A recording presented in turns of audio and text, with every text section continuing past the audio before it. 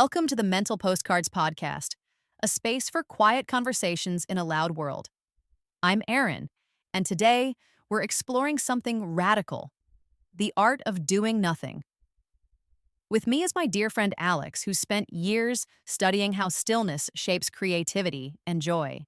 Alex, how do you even begin to explain doing nothing to a world obsessed with doing everything? Aaron, I think it starts with something simple, like taking one deep breath. Maybe noticing the weight of your body where you are right now, and then we can begin from there. All right, to start, here's something that stopped me in my tracks. Studies show we spend 47% of our waking hours thinking about something other than what we're actually doing. But what if doing absolutely nothing could be the key to unlocking our full potential?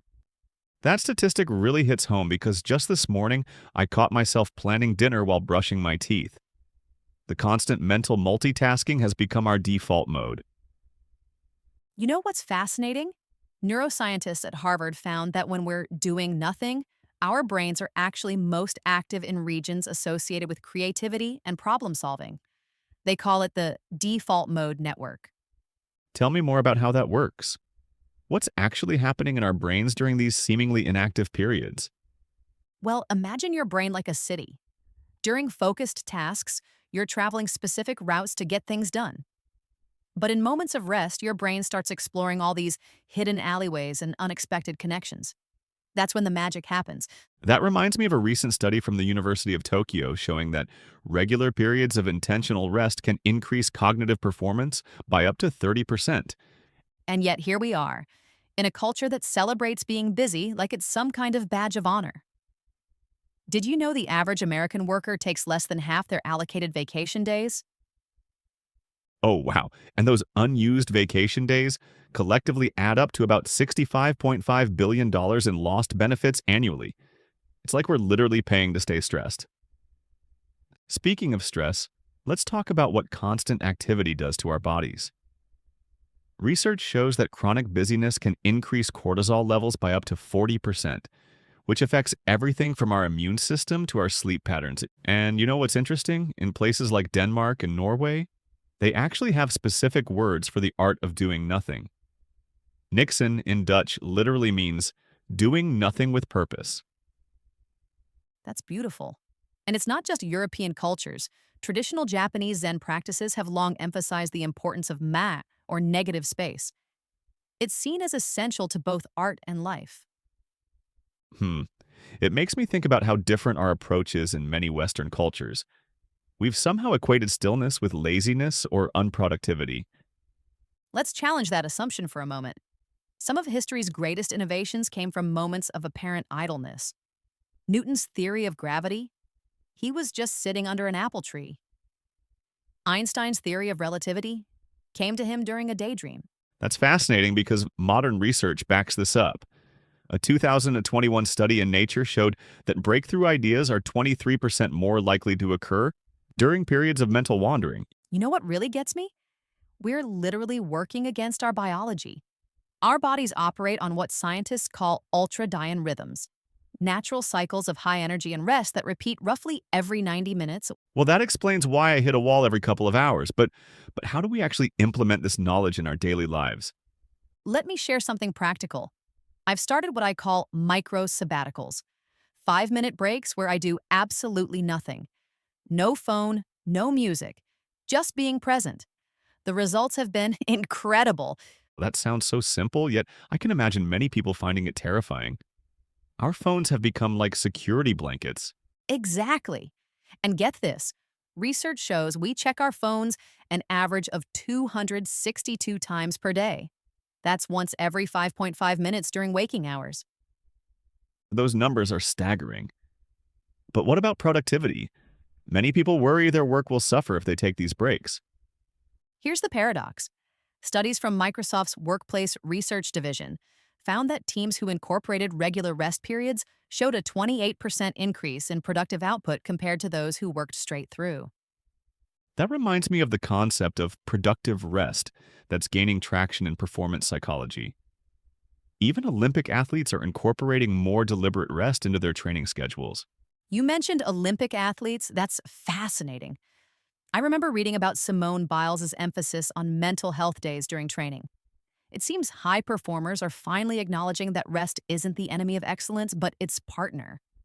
Absolutely. And it's not just physical recovery. It's not what's revolutionary is recognizing cognitive rest as equally vital. NASA's studies on astronauts found just 20 minutes of intentional rest improved problem-solving abilities by 34%. Imagine what that could do for everyday decision-making. That makes me think about how we've medicalized exhaustion. Burnout is now an official WHO diagnosis, yet we still treat it as personal failure rather than what it really is, a biological imperative we've been ignoring. Here's a startling data point. The American Psychological Association found chronic stress costs U.S. businesses $300 billion annually in lost productivity. We're literally paying the price for our inability to pause. So, how do we start normalizing rest? I've noticed even my language betrays me. I'll say, I'm just resting, like it needs justification. Language matters. Swedish researchers found people who reframed rest as active recovery were 40% more likely to actually take breaks. Small shifts in how we talk about doing nothing can rewire our relationship with it. What would you say to someone listening who's thinking, I don't have time for this? I'd share what a neuroscientist told me. 5 minutes of intentional stillness actually creates time by improving focus afterward. It's like hitting the reset button on your brain's overloaded browser tabs. That's such a practical way to put it. Maybe we should end with a challenge. Could we try a 30-second nothing break together right now? I love that. Listeners, join us. Close your eyes if comfortable, feel your breath, and for these next moments, just be. No agenda. We'll ring a bell when time's up.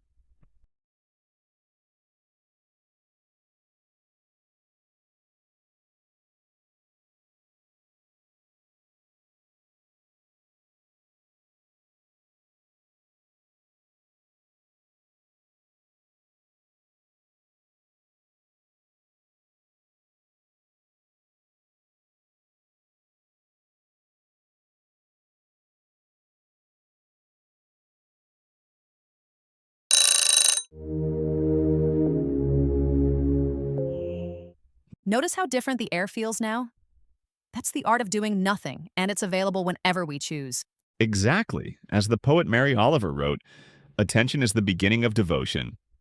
These small acts of presence might be the most radical thing we do all day. You know, Alex, I think that's the perfect place to land. This idea that doing nothing isn't about inactivity, but about creating space for what truly matters. It's like we've been given permission to stop performing, even just for a few moments. Exactly. And the beautiful thing is, the more we practice these small pauses, the more natural they become. It's not about adding another task to our to-do list, but about remembering that simply being is enough. Thank you for this truly grounding conversation. I know I'll be carrying these insights with me, maybe even pausing a little more often. The pleasure was all mine, Erin. And to everyone listening, remember, the world will keep spinning, even if you take a moment to just breathe. If today's episode resonated with you, we'd love to hear about your own experiences with doing nothing. Where do you find stillness? How does it shape your days? Leave us a comment. We might even feature your reflections in a future episode. And if you're craving more gentle conversations like this, don't forget to subscribe wherever you get your podcasts. It helps us keep creating these quiet spaces in a noisy world. Until next time, let's all try to leave a little room for nothing.